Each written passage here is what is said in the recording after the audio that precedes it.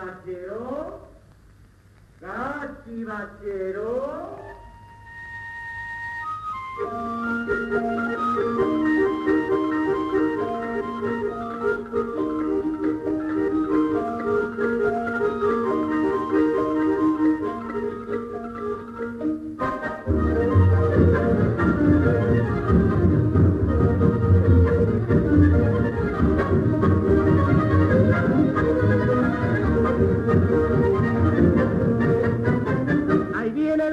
Cachivachero con su aguardentoso pregón, sigue pregonando por las callecitas el moreno pantalón, y pasa el cachivachero con su aguardentoso pregón, salen a venderle toda la vecina y aprovechan la ocasión. Cachivachero,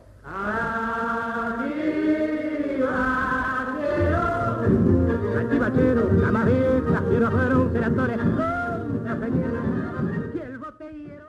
Durante casi 40 años, la radio urdió pacientemente la trama de una identidad nacional y social que se organizó en base a la sutil amalgama de palabras fugaces y sonidos de largo alcance. Para ella, entonces, pasaron los momentos de plena gloria del tango y del radioteatro, del humor microfónico y del deporte, de la música folclórica y de la ensortijada información, hasta que un día llegó la televisión. Y a partir de ese instante, la radio tuvo que adecuarse a un tiempo que pronunciaba el inicio de un nuevo imperio avasallador y definitivo, el de la imagen.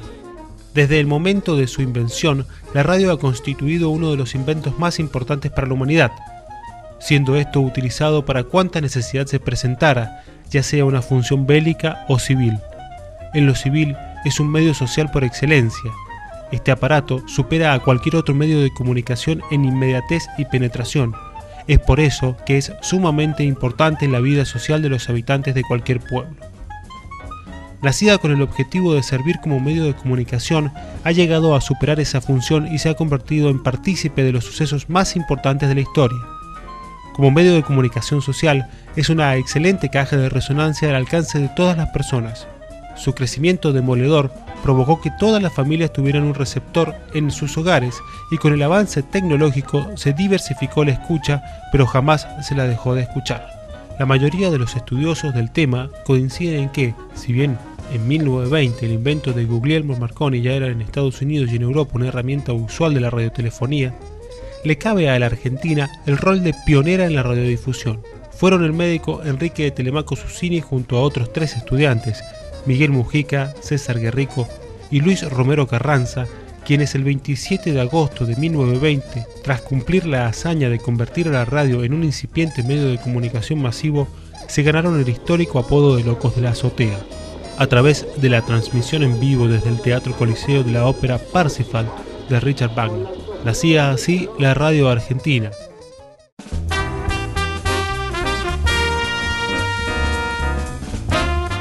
Hacia finales de la década del 20 nacía el radioteatro, cultor inicial de la vertiente criollista y nativista de delgado hilo argumental centrado en canciones y payadas.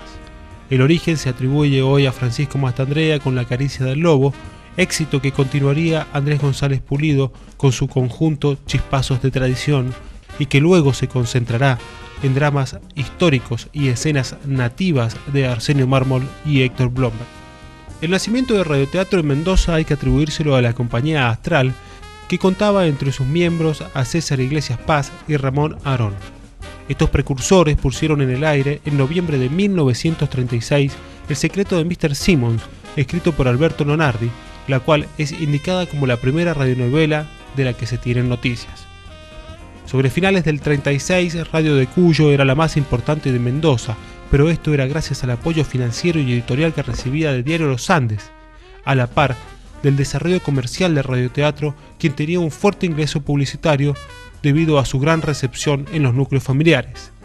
Como oyente fantástica, ¿qué te puedo contar? El radioteatro es un olor, un perfume, un sonido, una imaginación, algo que realmente te hacía pensar en el personaje, en lo que se hablaba, en lo que los actores estaban tratando de hacerte llegar ese mensaje. Algo fantástico, algo que no es, esa magia no está en la televisión, por supuesto, porque la televisión te está haciendo ver lo que ellos quieren, y no como la radio, que es uno donde imagina lo que está sucediendo en ese momento. El radioteatro para nosotros fue una compañía, fue una enseñanza, fue como si esa gente en algunos momentos en mi casa donde escuchábamos parecía que ya habían entrado y vivido con nosotros. Esa era la idea que se formó uno del radioteatro. Entraba tan bien que nos sentíamos partícipes de la novela. El radioteatro para mí significa, ¿cómo te diré? Era la principal atracción que teníamos, el entretenimiento principal y el cine, por supuesto, pero el radioteatro era llevar prácticamente la magia del cine, de la imaginación a los hogares, a la gente de los barrios, a la gente humilde, y para mí era una pasión, una cosa que a mí me cautivaba totalmente y lo hacía con mucho amor y con mucha dedicación.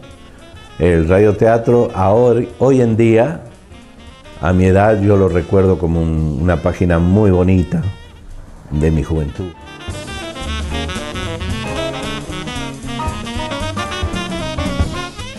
Mi vida atravesó en el radioteatro por la escuela. En especial, mi verdadera escuela de teatro fue el colegio, San Buenaventura. Yo iba ahí a San Buenaventura y había un sacerdote que fue muy amigo de don Hilario Cuadro, que era el padre de La Fuente. Y no hace mucho le hicieron, cada vez que en el diario hacen una historia de estas, publican una historia de esta, lo mencionan al padre de La Fuente. Tuvo mucha influencia en la radio y en lo que era el arte en sí. Entonces, el padre de La Fuente le gustaba observar a los alumnos que tenían ciertas condiciones. Entonces se montaban obras y a mí me daban poesías, poemas para declamar. Y siendo yo niño empecé a declamar poesías. Y al declamar poesías y tener esas, me empezó a gustar, empecé a amar el arte escénico. Pero yo no tuve cursos así académicos, ya comencé por mis propios medios y un día conocí a un señor Alejandro Miguel que me presentó ahí en la radio a Sebastián Pérez. Entonces me tomaron una pequeña prueba que me hicieron leer y ahí me introduje en el radioteatro. Bueno, el radioteatro lo fui a buscar porque tenía mucho interés en trabajar y como estaba en la escuela secundaria no conseguía otro trabajo y me enteré de que estaban reclutando gente y me presenté. Primero en el radio Splendid se llamaba. Y luego me invitó Mabel, esta señorita, a participar en LB10, en una tira que iban a hacer. Y bueno, fui, me hicieron la prueba y me aceptaron. No obstante ello, no quedé trabajando ahí, sino que posteriormente, 2 años después, hubo una huelga muy grande de artistas de radio y llamaban a gente que quisiera trabajar en radioteatro y entonces me presenté y tuve la suerte de entrar. Mi actuación en el radioteatro fue muy simple, era como ocupaba los lugares que quedaban vacíos cuando faltaba alguien, en los papelitos más pequeños. Yo tenía que concurrir todos los días y me pagaban, si actuaba, 20 pesos. En eso yo tenía 15 años cuando empecé.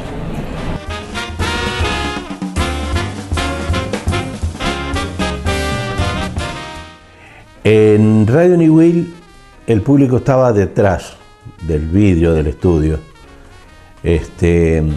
porque Radio Niwil tenía en la calle Rioja el Salón Auditorio a la Intemperie en el fondo, y entonces no se podía hacer el radioteatro en ese lugar. Donde se hacía radioteatro en el auditorio era el Radio Nacional, que en aquellos tiempos se llamaba Radio Aconcagua, hace muchos años. Pero el elenco trabajaba, nosotros lo repasábamos primero y después lo poníamos en el aire directamente. Y la gente se ponía, escuchaba el sonido y se ponía detrás del vidrio, y el vidrio, la ventana, un ventanal grande daba al patio, y ahí en el patio estaba, se juntaba mucha gente a ver el capítulo. Pero el estudio era una cosa que estaba protegida de sonido, protegida de audio, todas esas cosas, toda la técnica.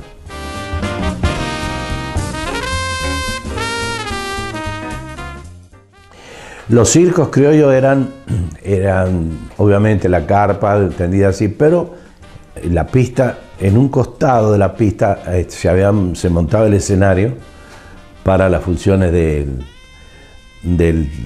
la obra teatral. Entonces, dentro del programa circense que había, se montaba la obra que estaba en la radio. Entonces se anunciaba. La obra se presentará en el circo tal. Yo me acuerdo que nosotros actuamos en el circo de los hermanos Sifón, en aquel tiempo ya han desaparecido. Y cuando iba por los barrios así, ya nos decían que teníamos que ir a dar la obra.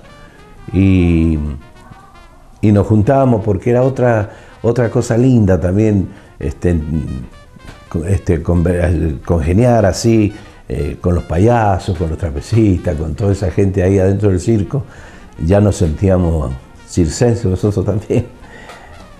Las obras de radioteatro era mucho lo que demoraban a veces en presentarse, y eso creaba una expectativa muy grande en el público, porque era mucho lo que lo solicitaban, y se presentaban en General Alvear, Tunuyán, Tupungato, Lavalle, Costa de Araujo, Carrizal, Luján, Medrano, no sé, en cada lugar de esos, y entonces había mucho tiempo de espera.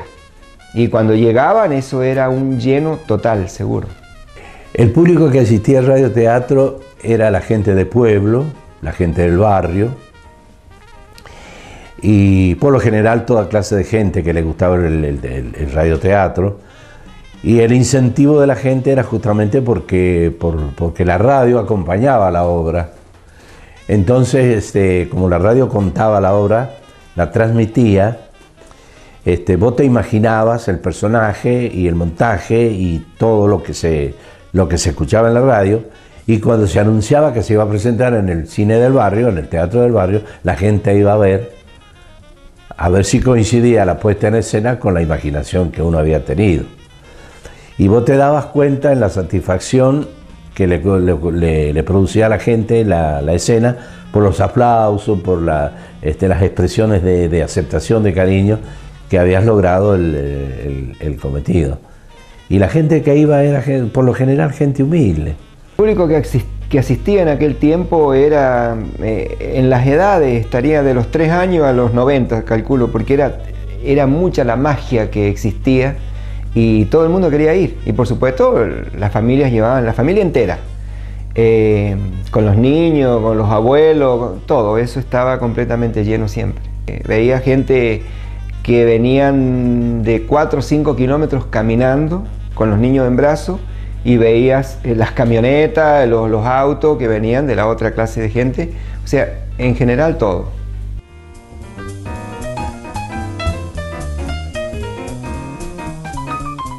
Bueno, con Amalia Roldán en Radio Splendid, que era la LB6. Y en LB10 con Domingo Remoli, que era un actor de Buenos Aires que vino a dirigir, varios tiempos estuvo acá. Bueno, el elenco de Amalia Roldán éramos pocos, éramos nada más que 5. Y en cambio el de Roldán eran más. Yo exactamente te podría decir que 10 personas, a veces 12, porque algunos aparecían y otros actuaban un poquito y después volvían a a aparecer en otra instancia de los capítulos. El elenco de radioteatro lo formaban de 10 a 15 personas. Por lo general, no todos salían en la obra que se montaba, porque según los personajes que llevaba. Pero más o menos había entre 10 a 15 personas más o menos conformaban el elenco. Y muchas veces se cambiaban los roles. Por ejemplo, en la radio lo hacía un actor y en el teatro lo hacía otro actor. Primero por razones del director. Porque una persona se desempeñaba bien con el micrófono, pero no tenía cualidades escénicas para la escena. O la voz, o la figura, o el ánimo. Y yo me acuerdo del caso de Leda Vial. Leda Vial no quiso nunca salir del teatro. Y era una voz privilegiada, era una suavidad, una dulzura. Y la gente siempre quería ir al teatro a conocer a Leda Vial, pero el personaje de Leda Vial en la novela lo hacía Mónica Montiel o alguna otra chica que había ahí en el teatro. Y así se cambiaban los roles.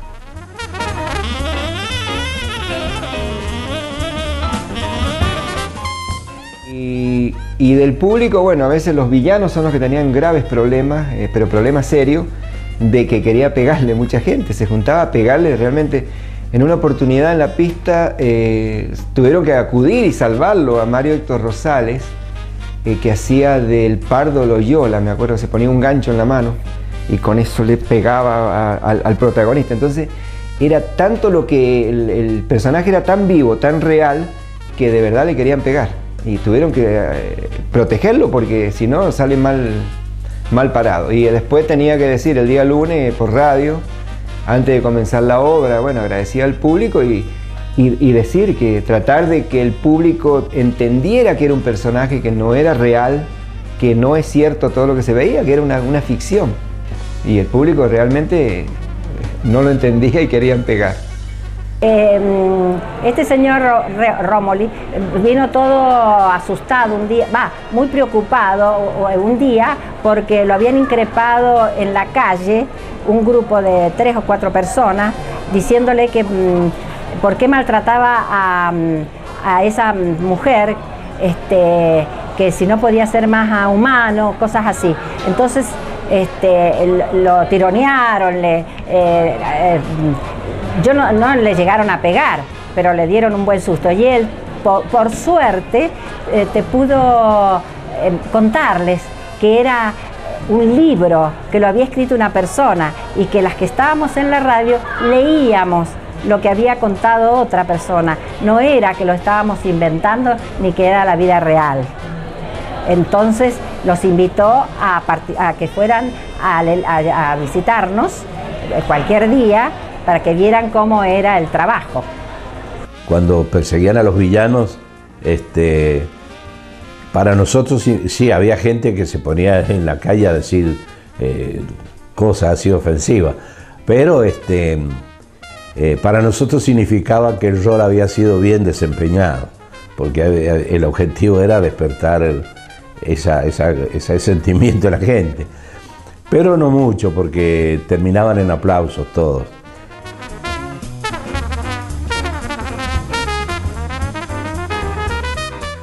Yo pienso que cambiaron los códigos de los directivos de la radio, de los directores de los elencos y de las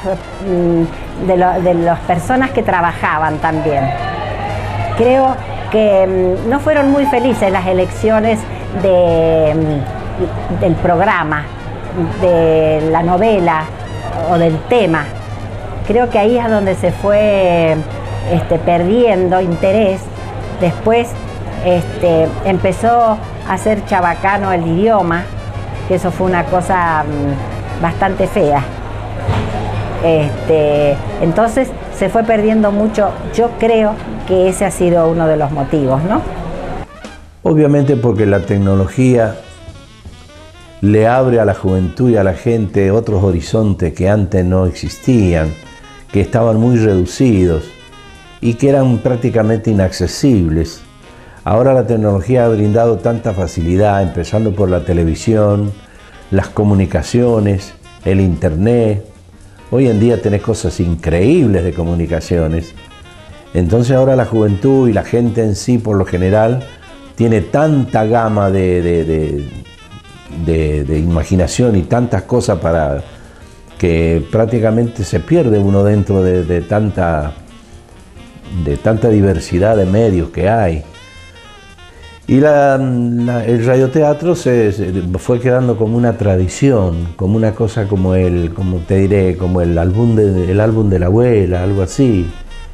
Se mira con recuerdo, con cariño, pero la gente actual lo siente superado por la televisión y la técnica moderna. Ahora hay televisores que parecen cines, que lo ponen en tu casa y no es prender la radio, tenés todo un mundo entero adentro de una pantalla. Yo pienso que es eso. Pero lo que los intérpretes y las cosas que se conservan de antes, nos gustaría volver otra vez a vivir aquellos tiempos.